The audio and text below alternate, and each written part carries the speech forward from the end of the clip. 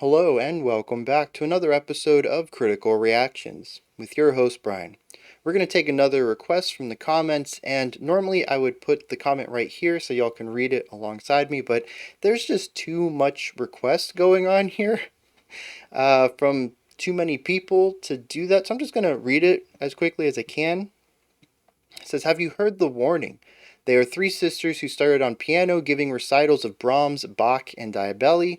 Now they're playing guitar, bass, and drums and have a classic rock vibe. They are currently touring Europe and working on their fourth album. Specifically requested anything from the Teatro Metropolitan live videos on their channel. And we're going to be looking at Animosity, which was the first track they suggested. Someone else chimes in and says that they're an amazing rock band and are the future of rock.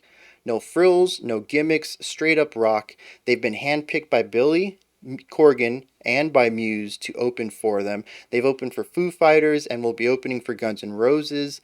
Someone else said that they're an excellent choice, and if I'm unfamiliar, I need to check them out. Someone else said that they're confident I'll be amazed by them. And someone else added the context that the drummer was playing Dream Theater at age 10. The bass player was playing Jaco Pastorius at age 6. The guitarist was gifted a guitar by Lizzie Hale and plays lead and rhythm at the same time while singing. Like, this band just sounds phenomenal. So we're going to check them out.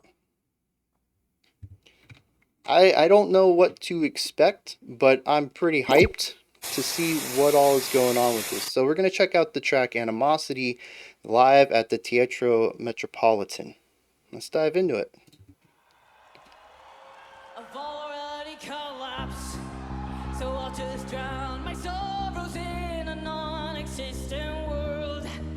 I don't know what is worse, the utter waste of time or the eroding of my mind. Alive means to be dead, a bullet to the head. The guilt's faded away, the anger has subsided, yet the shadow still remains. I always gave too much, it was never enough. Yeah, try to stay back and to mourn again. Thank you, Lord, for all my prize, 'cause I can't let it go. No, I won't let it go. It's killing me again. Halftime feel for the chorus, nice harmonies. When I'm alone, I hope that you're alone now. It's not me, it's you, the one who never got a clue. Just your guilt, the karma does fade to the will.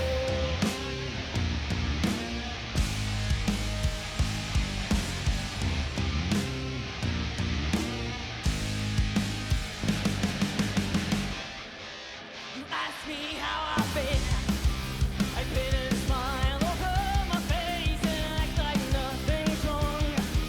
Your pity party's fake, and now I am. The bass has these really nice occasional leading tones. Primarily, we're getting pedal tones out of them though. That you know, this smile is just for show. Yeah, try to stay back and to mourn again. Thank you, Lord, for all my crimes, 'cause I can't let it go. No, I won't let it go. It's killing me again. I replay it in my head when I'm alone. I hope that you're alone now. It's not me, it's you, the one who never got a clue. Just your guilt, the karma does turn to the will. Mayday, mayday, this ship is going down. Lost inside my thoughts again, living hollow to pretend. Mayday, mayday, this ship is going down. Baby, the truth Nice of shift all there. you created, baby, Nice variation on what we heard.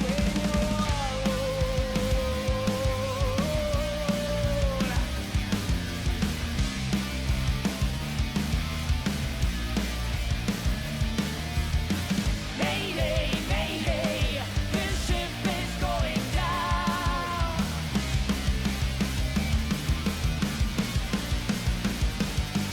It's killing me all day. I replay it in my head when I'm alone. I hope that you're alone now. It's not me, it's you. The one who never got a clue to lay your guilt. The karma tossed it into that I will.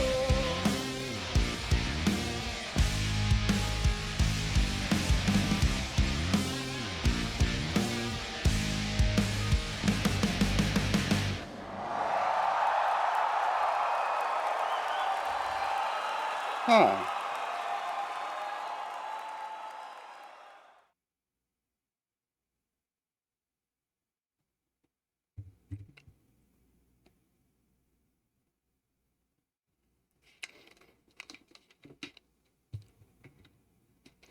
Well, I feel like this is going to spark an interesting conversation, but I want to focus on the band first.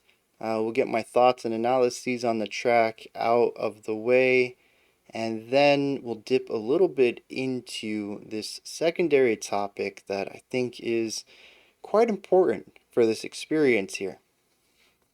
So, what this track is, though, is a solid rock song. Is this hard rock? I don't know. Rock is a genre I didn't know had subgenres for quite some time, and so I just kind of have this big umbrella idea of what is rock, and this sounds like rock to me. But um, we have solid guitar riffs, we have a lot of pedal tone usage, we have a lot of chord usage, and we have a fairly standard metronomic style of drumming with some exceptionally catchy vocal work on top of all of it. There's absolutely nothing wrong with this song. Everything is played at an exceptional level. The production is gorgeously done. The composition is solid, and it is built on the foundation of decades of rock writing. It is a highly iterative but exceptionally well done track. Um, Particularly, I want to point a spotlight towards the vocals, not only because they were the only dynamic aspect of the composition itself, and I want to put focus on that, the composition itself, what is actually on the paper.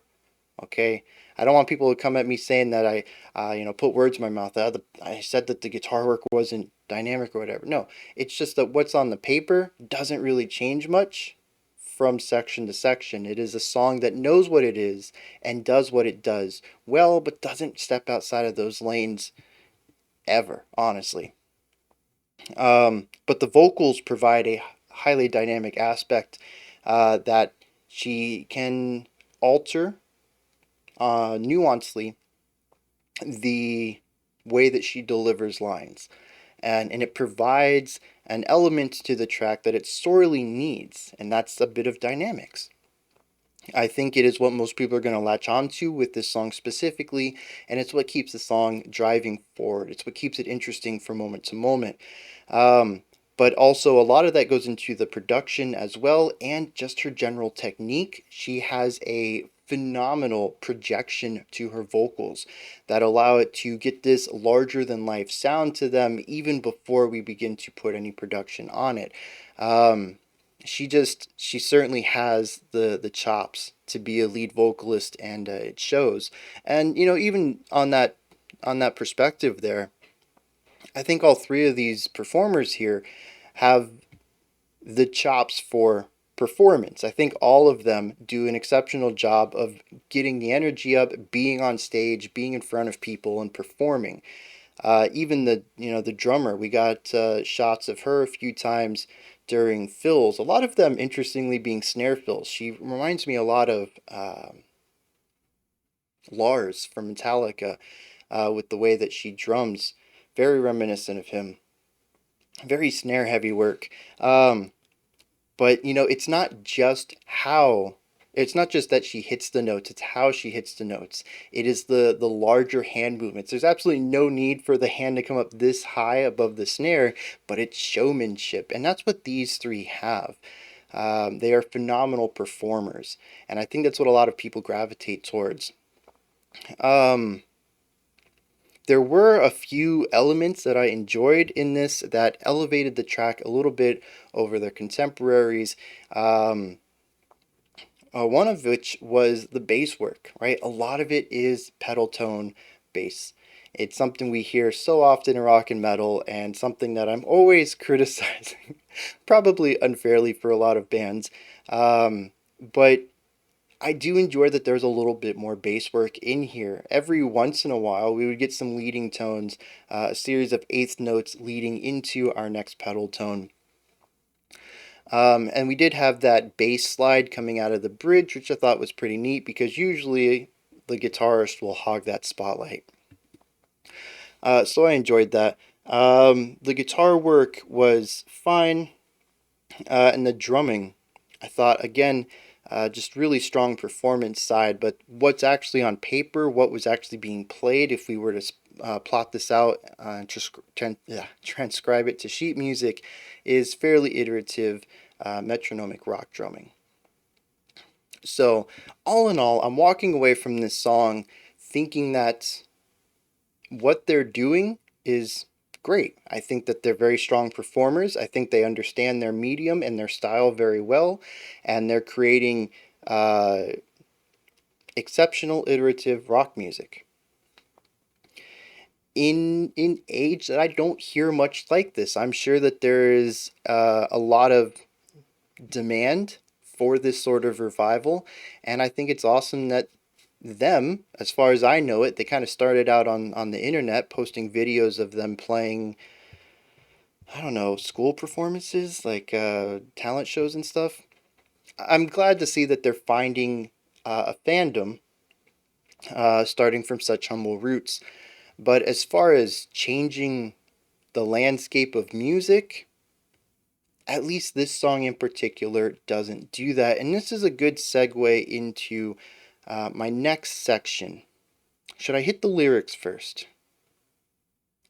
That was such a good segue, but I do want to hit the lyrics before we dive into this. So, let me take a second to look at what they're singing about. We'll compare themes between the music and the lyrics, and then we'll hit this next topic. And the track is about being hurt by somebody, possibly being betrayed by them. And it's sort of casting a shadow over more relationships, possibly with other people.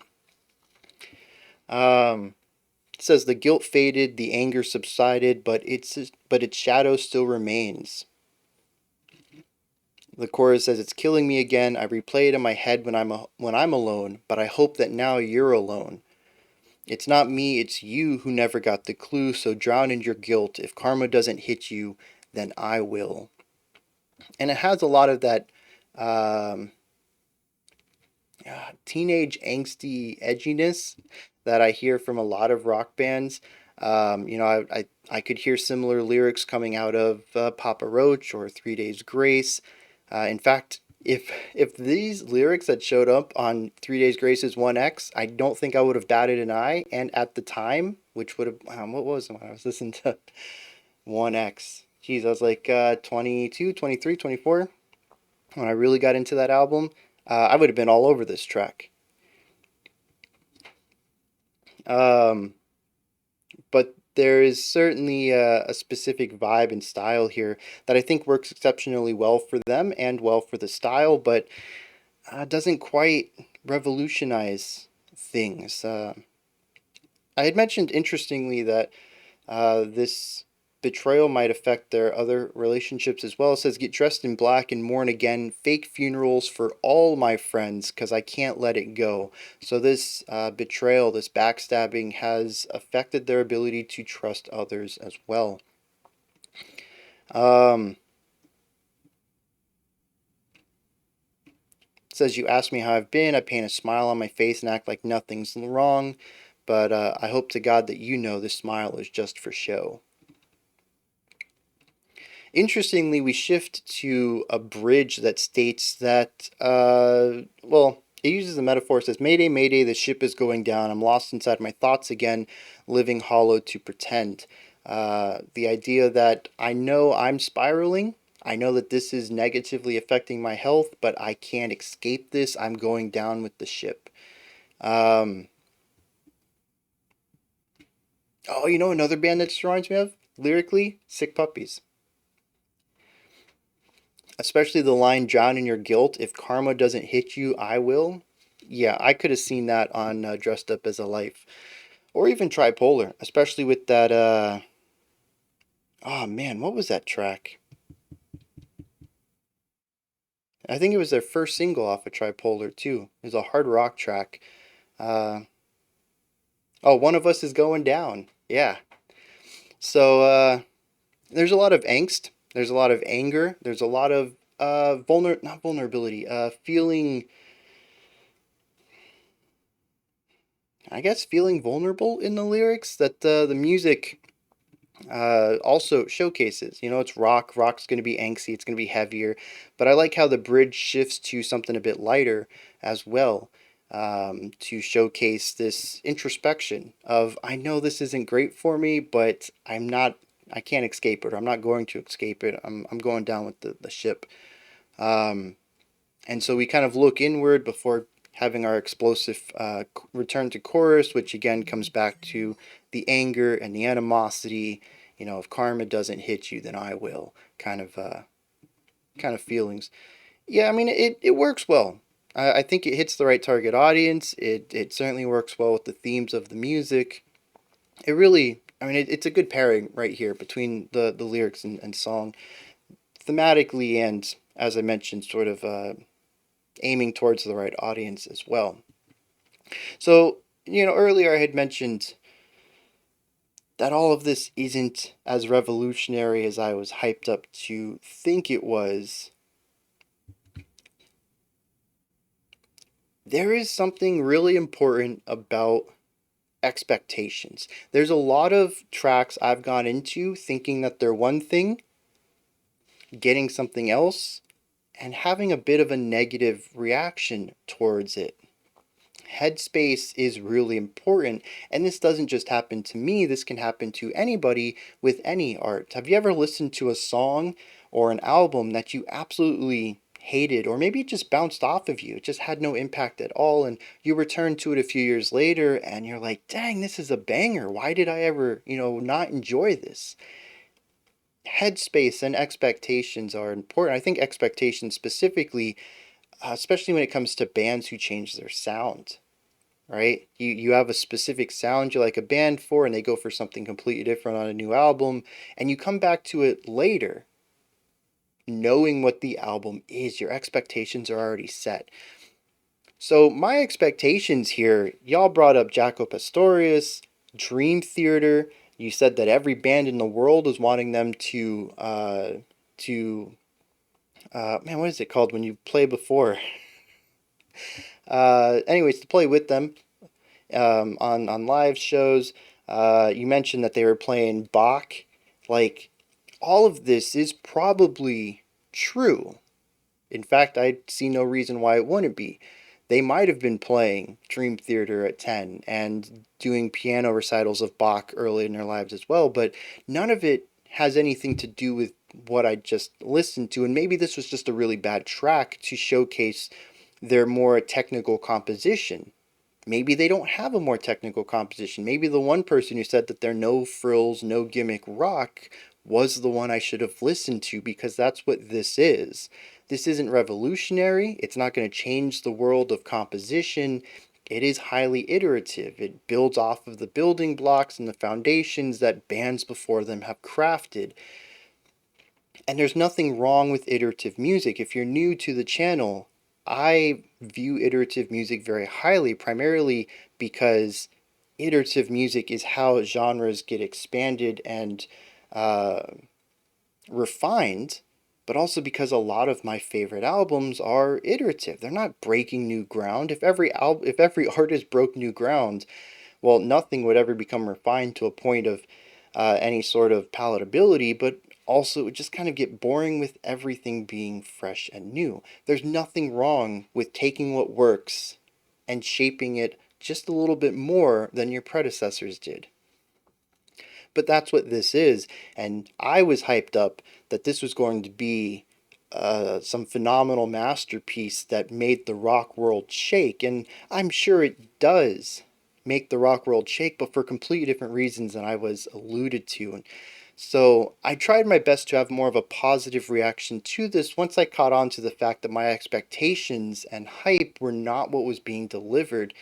And I hope that I did the band justice in my analysis, but this isn't the first time that this has happened to me, even outside of the channel and music in general. You know, somebody hypes up a film as the best thing they've ever seen. It's a masterpiece for direction and acting and screenplay. And I watch it and I'm like, yeah, it's good, but it's not that. And because you hyped it as an 11 and I thought it was only a 7.5, and it now feels like a 5 because I was just expecting so much more from it. And it actually hurts the art to overhype it in this way. And I'm not putting that blame on the people who requested the track. There's definitely a passion that runs through being a fan of something that really makes you want to amp it up and you know, get people excited to check stuff out. But you know, I've been on the receiving side of this too. I've overhyped stuff in my time, and I probably still will, even though I understand this concept. But you can definitely overhype something to where somebody's experience will be worse off because of what you've said. And I think that's what happened here a little bit. Anyways, I feel like this has run on just a hair bit too long, especially since it's not really about the band anymore. Those are my thoughts on The Warning's Animosity. Let me know what you thought of this track. Give me your thoughts, perspectives, opinions about what's going on here. And also, if you think there's a better song to be introduced to them through, let me know as well. I'm ready to give them a second chance, especially since my expectations will be more set this time around. Above the comment section is a description box, and there's a link for Linktree. It'll take you to this menu right here. You can find my music, ways to support the channel, a link to the Discord server, and so much more. Above that, if you could, like, subscribe, and ring the bell. I greatly appreciate all three of those. That wraps it up for today. I'll be back tomorrow, though, at 5 p.m. Eastern Standard Time, 9 p.m. UTC, as usual. Until next time, remember to be critical, not cynical, of the music you listen to, and have a fantastic morning, afternoon, or evening, whenever you choose to watch my videos.